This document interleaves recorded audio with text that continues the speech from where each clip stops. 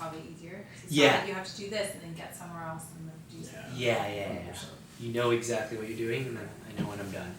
It's been very well organized, too. Yeah. Pass it along. Yes. CUC team, they like put in a lot of hours to organize it. Yes, I'm I'm sure. sure. Yeah. Imagine they did. All right, so we'll just get into it.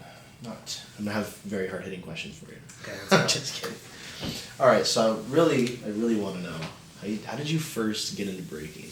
Yeah, so I started breaking, I always say different dates because I don't quite remember, but I was around 11. Yeah. It was around 2009.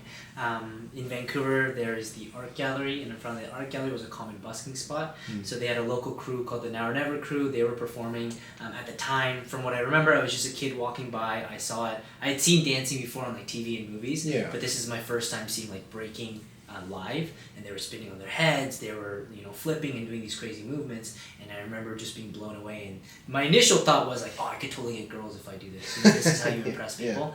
And then one of them actually came to my school pretty close to that date, and they were teaching us hip-hop choreography, but I went up to him and I asked him, do you guys teach breaking? And he happened to be in the same crew that I saw performing. He gave me a card, started teaching me, and then it's been kind of like history from there. So I saw a quick interview with you a while ago, and you said something about how it's like hard to learn initially. Yes. And then it sort of not becomes easy, but it gets less hard throughout the process. So can you speak a little bit on that? Yeah. It's difficult to learn in the beginning, and I know this because I've taught kids and stuff too, and a lot of kids give up because of the physical difficulty of it. With a lot of other dances, not to say other dances aren't super difficult, but breaking like hurts in the very beginning because it's a lot of falling. If you're trying to hold yourself and you fall and you smack yourself, and so a lot of kids will like cry and be like, I don't want to do this. So I think it often takes a certain individual to like not love that pain but be okay with it and want to persevere, and so I think that's why it's hard for a lot of people to get into breaking in the beginning, but anyone who kind of starts it kind of falls in love with it. Like anyone in the breaking scene, if they leave, they always come back. Like people always have a connection back into the breaking scene because there's so much love for it when you do it. I think because people understand like the physical difficulty and how hard it is to do it physically, but then also when you're into it, there's so much artistic creativity, there's so much room for freedom, room for growth, room to develop your own moves, and just a combination of so many things. Yeah, of course. How rigorous is the training, and what do you do like physically to get yourself to be able to do all those different moves? Like, is it a lot of calisthenics? Do you work with more weight? Like, what is it? It's a combination of a lot of things. A common phrase that you'll hear in breaking that wasn't coined in breaking, but just a common thing you hear is think like an artist, train like an athlete. Because obviously what we're doing is very physical, so we're using our bodies. So to use myself as an example, I work with a personal trainer 2 to 3 times a week, but I'm going to the gym outside of that. If I'm going with him 2 to 3 times a week, the other 2 to 3 times a week I go to the gym on my own. It's a combination. I do calisthenics, I work with weights, we do a lot of HIIT style training to mimic what it'll feel like kind of in a competition doing a round. And then when you're actually in practice, for me that is a combination of physical and artistry. So it's a lot of exploration, trying to come up with something new. Creativity is emphasized in breaking, and so it's a lot of trying to create something different that no one has ever seen before, and that's just honestly just messing around, listening to different music, trying different things, oftentimes drawing inspiration from a lot of different things. Like I have a move recently where I was watching swimmers and I wanted to like try swimming in breaking, and so I have a move that's called swimming that looks like it's just me doing a front stroke on the floor really fast. So stuff like that, you can draw inspiration from a lot of different things, and that's kind of the artistic difficulty but the fun of it, because you create your own moves and everyone draws inspiration from different things. Everyone has a different body, so no matter what, even if you have similar ideas, it'll look different. But then it's still challenging physically because you have to be able to hold certain positions, you have to be able to physically do the movements that you want to creatively create. So it's a combination of the both things. And that's what keeps me going. It's like it's so physically demanding and so artistically free. Like I can do whatever I want with it, and the combination of those two, it's like the ultimate video game for me. Yeah, of course. And when did you said when you're starting to learn out, you get hurt a lot? Yeah. Imagine when you're experimenting and trying to figure out new choreograph new moves and sequences, you kind of takes a toll on your body. 100%. So like, what is your like theory of how not to get hurt as much as you usually would if you were beginning the sport. If you're just starting out, maybe some padding, like do it on a soft floor. Don't do it outside on the concrete. Get a nice padded floor, like those puzzle mats that they have in gyms. Maybe start on there so you have a little bit of padding. That's probably the best way. Okay.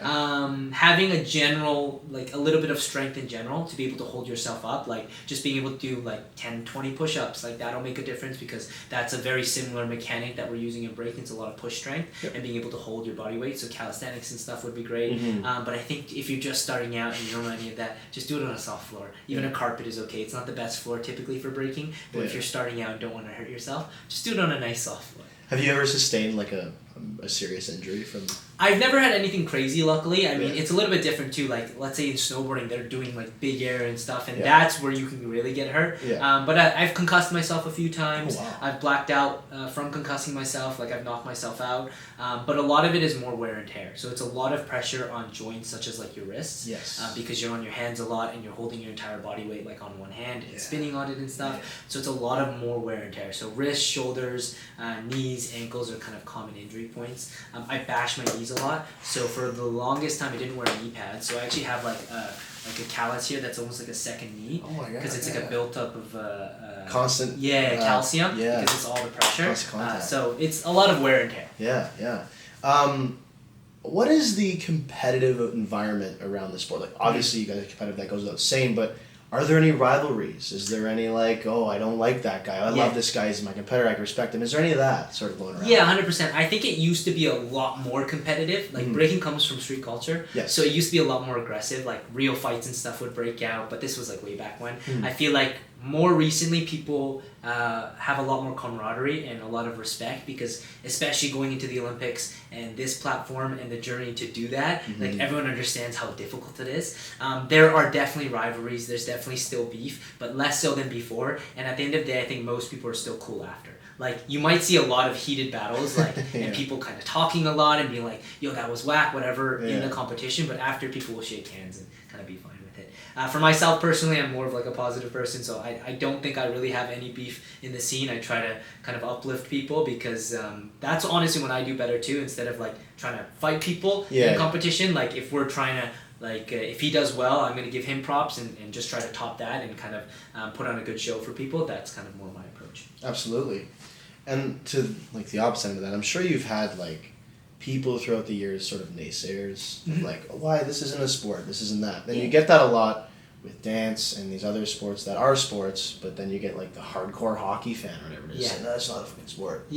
What's your reaction to that? Does that motivate you? Does it serve as a fire? Do you want to prove them wrong? Like, what is your relationship with that? To be completely honest, I don't care. Like, because people can say whatever they want, I think, for the most part. And there's been a lot of that, and I understand, because it's not a traditional sport. It's a judged sport, it's judged interestingly, and breaking is a little bit different, where, in comparison to a lot of traditional sports, maybe, where it's not the fastest or strongest who's going to win. There's a lot of creativity in it, there's a lot of in-the-moment, day-of elements. But to those people, I always say, just watch and see, because I think for the most people, when they see it, they're like, oh, this is really cool, it's really difficult, and I can understand why it's there. I've had a lot of people that have come up to me at these events being like, I've never seen breaking before, I was unsure of it going to the Olympics or being a sport, but I'm kind of blown away. So I think that's the general consensus I've gotten, and so to any naysayers still, I'll just say wait and see it in Paris, and I think you'll be blown away. Oh, damn right.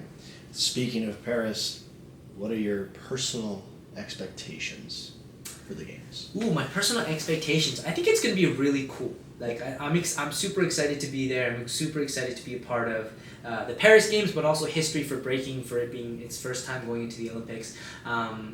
And being at events like this, the Lululemon COC kind of partnership lab, I got to meet a lot of athletes, so I'm excited to kind of further those connections and see familiar faces when I'm in Paris. I expect people, again, to be blown away by breaking. Anytime I go to these events, people are kind of blown away, and it's a fun one to watch.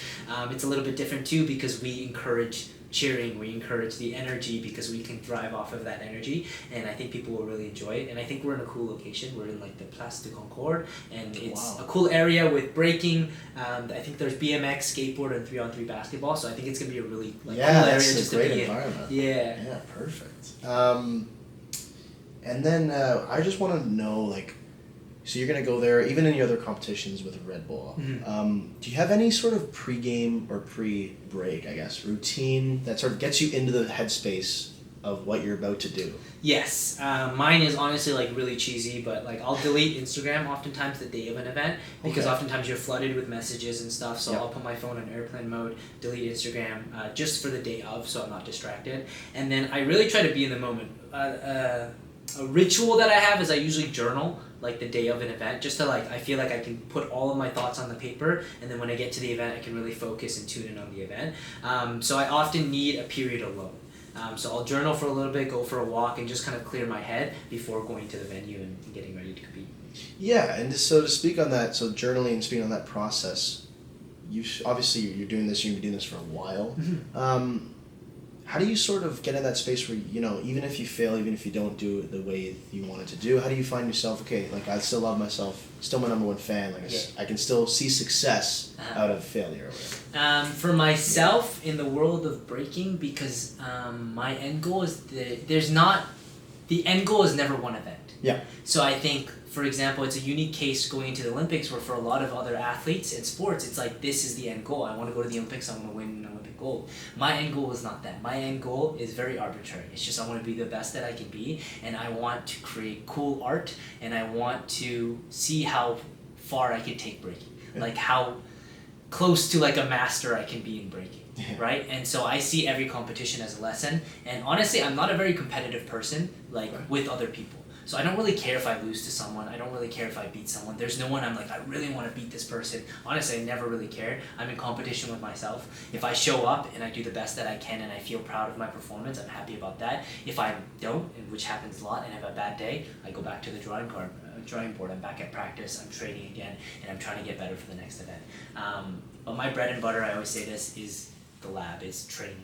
Like that's what I love about breaking, is just going to practice and training. So even if I win a big competition, even if I lose a big competition, with all the media, everything going on, like it's all nice, it's all super fun, and I'm grateful for all of it. But like regardless of all this, I'd be in the studio every day, you know. So that's what I come back to, just kind of the root of it. That's the thing we notice as well with a lot of athletes in general, just Olympians, is like when you love the sport, you do better at the sport. Exactly. Don't love the sport, then you're kind of in this weird period where you're not doing well. Exactly. Yeah. The motivation, I think, is really important, and like if you're motivated by an external thing like a specific competition, what happens when that's over? Exactly. Right? Then your motivation dips. But if the motivation is something constant, which is just like your love for the sport, that will stay consistent as you keep going. Yeah.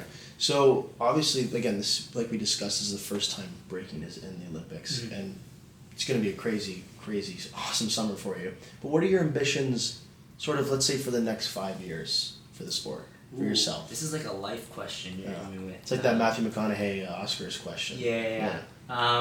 Honestly, I'm really bad at like future sight, like thinking ahead. I literally live my life 1 month at a time. I'm like, okay, what do I have next month? What's going on in my world? 5 years from now, honestly, like I have been fortunate enough to say that I'm living my dream. 5 years from now, I'm hoping just to really be doing the same thing. Maybe more, maybe trying different things. But for the most part, like I've always wanted to just live off of breaking and be traveling the world with some of my closest friends, doing cool things, making cool projects, competing around the world. And I hope to continue doing that for the foreseeable future.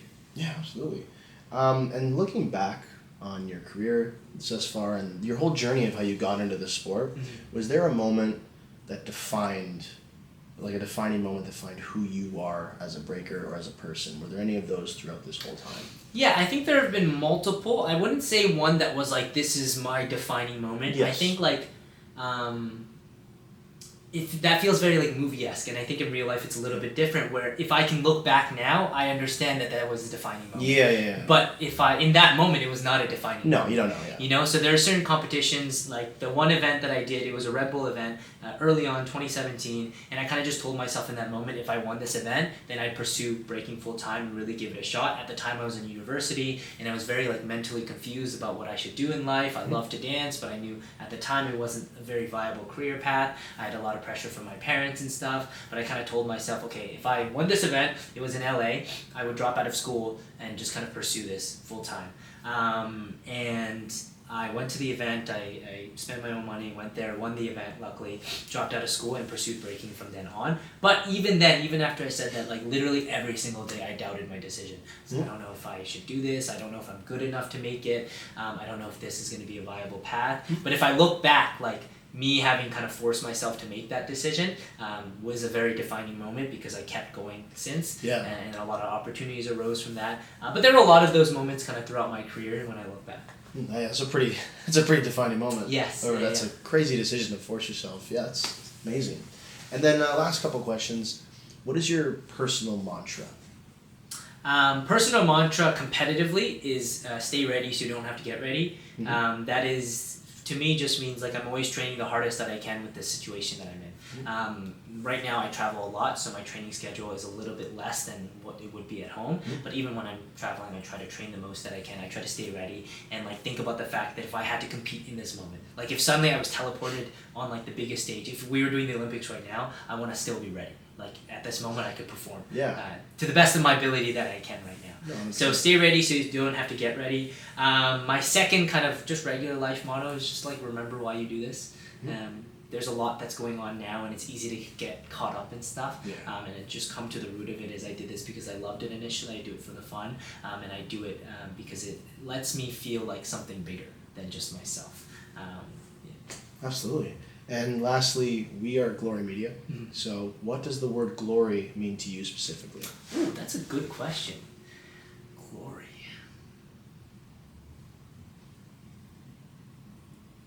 To be completely honest, glory feels like a very, I want to say like masculine word. Like it's very like a powerful word, like glory. I think of like, I don't know, like movies where they're like, let's win the glory and stuff, like you know? glory. Yeah. I mean, it's a very like powerful and strong word. It's a cool word, but it's not one that I've ever thought about, to be completely honest. But if I were to have to put a meaning behind it for myself, I think glory, like when you said that, I picture like being in Paris, holding the gold medal up for Canada, like the anthem being played behind me, and that's like a very glorious moment because especially with breaking, it's the first time and it would be one history. But I think glory also could represent just being like, I think of like the kid in me when I was a little kid. Like if I saw myself, I'm thinking of like if I was sitting down as a kid watching TV and I saw myself on that podium holding that gold medal, representing Canada and having won the Olympics, like that's glory to me. Like being able to myself as a kid, seeing myself as an adult do that, I think that kind of represents glory, I guess. Yeah, absolutely. All right, thank you so much, man. Cool. That's wonderful. Thank you very much. Cheers.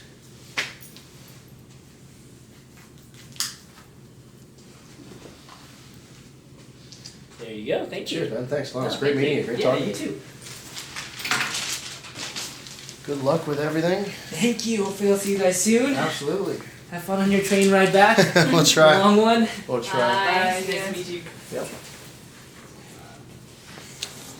All right. We have to pack.